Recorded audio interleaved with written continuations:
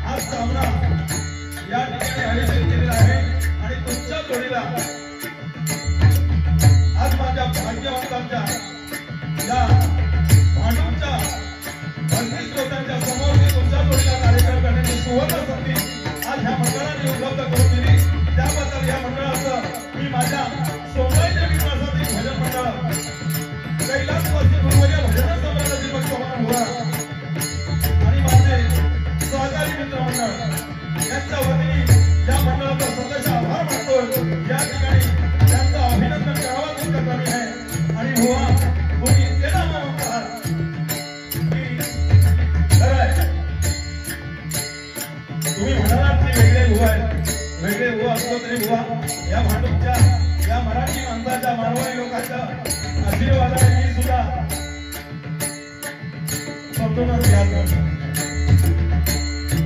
मगाशी म्हणतात हा रेडो स्वर्गीय दीपक चव्हाण भावांनी दिलेली शेवटची भेट आहे.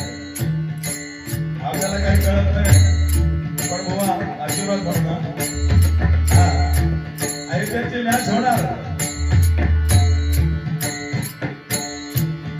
एकदा जोरदार टाळ्या हा संपूर्ण समस्त भांडूपच्या परिसरातील श्रोतेवर्गांना आणि झालेल्या सर्व मान्यवरांना या ठिकाणी उत्साही मित्रमंडळाचे सन्माननीय अध्यक्ष श्रीमान विकासजी पाटील बुवा, सन्माननीय उपाध्यक्ष श्री प्रकाश आहे, त्याचप्रमाणे सन्माननीय श्री उमेश परब, सचिव सन्माननीय श्री मनोज मोरे साहेब आणि आमचे संपूर्ण उत्साही परिवाराचे कार्यकर्ते मंडळी या ठिकाणी आलेल्या आमचा भाऊ प्रकारचे अनेक नामवंत बंधू सन्माननीय सुरेश कराडे बुवा, त्याचप्रमाणे आमचे कैलासवासी काशीनाथ घराण्याचे संपूर्ण भजन मंडळी सन्माननीय सुशील गोटलकर बुवा, त्याचप्रमाणे बाळकृष्ण परब बुवा, त्याचप्रमाणे आमचे संपूर्ण दीपक चव्हाण परिवारातील संपूर्ण मुली भजनी मंडळी आणि त्यांचे भजनी बुवा, सन्माननीय वादक सन्माननीय मांडवकर बुवा, त्याचप्रमाणे या ठिकाणी आम्हा दोन्ही बुवांच्या होणाऱ्या असंख्य बाऱ्या या कोकणच्या तळकोकणापर्यंत पोहोचून आजची बारी कुठे आहे असं जगताई चौधरी सांगून देणारे आमचे सन्माननीय साने बुवा, त्याचप्रमाणे या ठिकाणी आमच्या गणेश क्लब सोसायटीचे अध्यक्ष सन्माननीय परांडे साहेब, बोलेकर साहेब आणि खवलेकर साहेब आणि नामवंत मंडळी या ठिकाणी आहेत. शाही शक्ती निवासातील त्याचप्रमाणे आमच्या भवानी मित्रमंडळाची कार्यकारी मंडळी, त्याचप्रमाणे या ठिकाणी सन्माननीय आमचे मित्र शेलटकर बुवा, त्याचप्रमाणे आमचे परमनिष्ठ वादक सुंदर सपाजी साई गावडे बुवा, त्याचप्रमाणे आमचे अध्यक्ष गावडे आदित्य सरकार बुवा, या ठिकाणी आलेले दोन्ही YouTube चॅनलचे चॅनलवाले आणि तो जर नामवंत भजन बुवा या ठिकाणी आले तर त्यांचा या ठिकाणी आभार मानतो. या ठिकाणी आई दुर्गामातेच्या चरणी लागतो. माझ्या गावाने संतांचा आशीर्वाद घेतोय. सगळ्यांना आवाहन करतोय.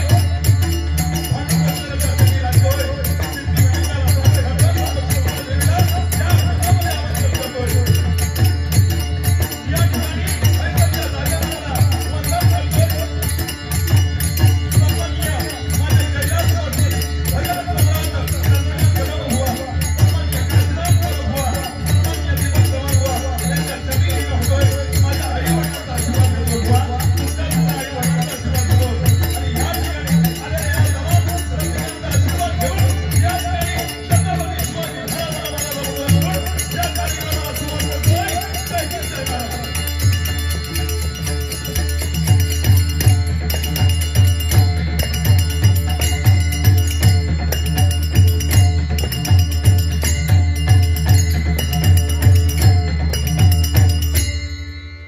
धन्यवाद.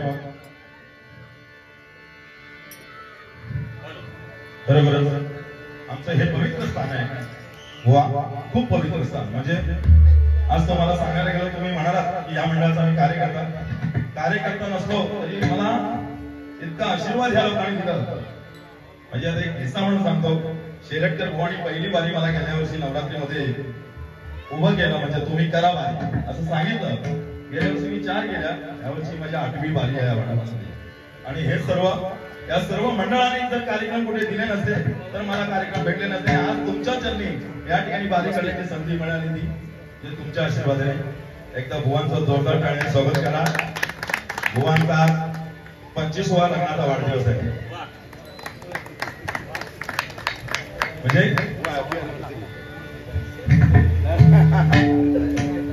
25वा आहे का 20वा? नाही, तुम्ही बरोबर सांगा. हा 20वा. 40 ठीक आहे, 48 ठीक आहे. धन्यवाद. सर्वांचा आभार मानतो या ठिकाणी.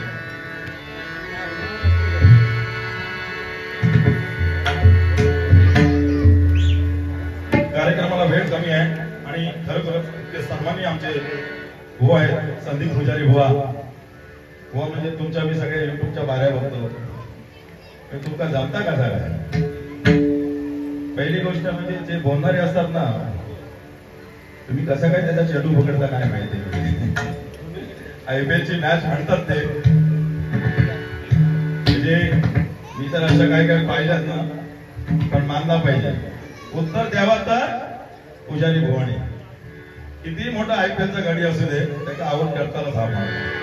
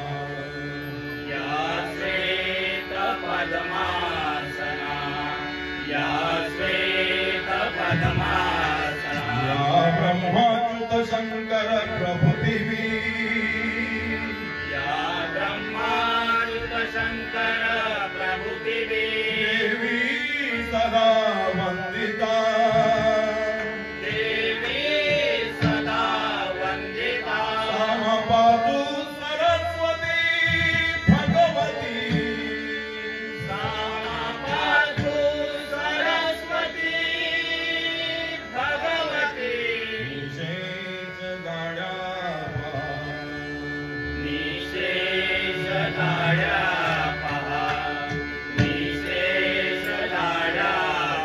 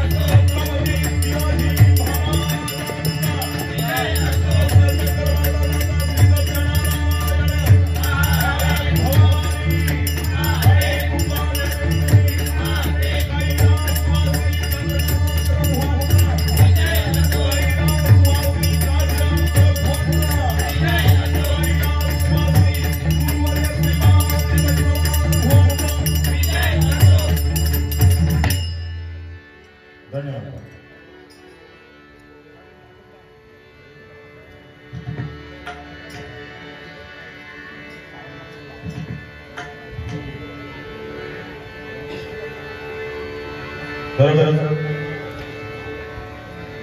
भवानी आमच्या या ठिकाणी विनंती येऊन या ठिकाणी कार्यक्रम करण्याची त्यांनी म्हणजे माझ्या जोडीला कार्यक्रम घेतील करण्याच्या आधी मला प्रश्न पडला होता. कारण काय भुवनचा माझा टायमिंग कोणती जमणार की नाही, पण बुवा काय बुवा एकदम जसे वाटतात तसे नाही. म्हणजे बघत जाता तुम्ही मूर्ती लहानपण कीर्ती महान. त्या दिवशी इकडे गावाला जाताना समर्थी चालले होते आणि एका मित्राला सांगत होते अरे बाबा होते मी एवढा बिजी, खरोखरच बिजी, एवढे बिजी बारी एक दिवस आड करून त्यांना बारी बोलता बोलता ते चुकून बोलले की माझी एक डेंग मुंबईमध्ये असते आणि एक डेंग पुण्यात असतं. तो पोरगा लोणावळ्याचा होता, खंडाळ्याच्या घाटातला. तो समोरतीच बसला होता, तो बघतच राहिला.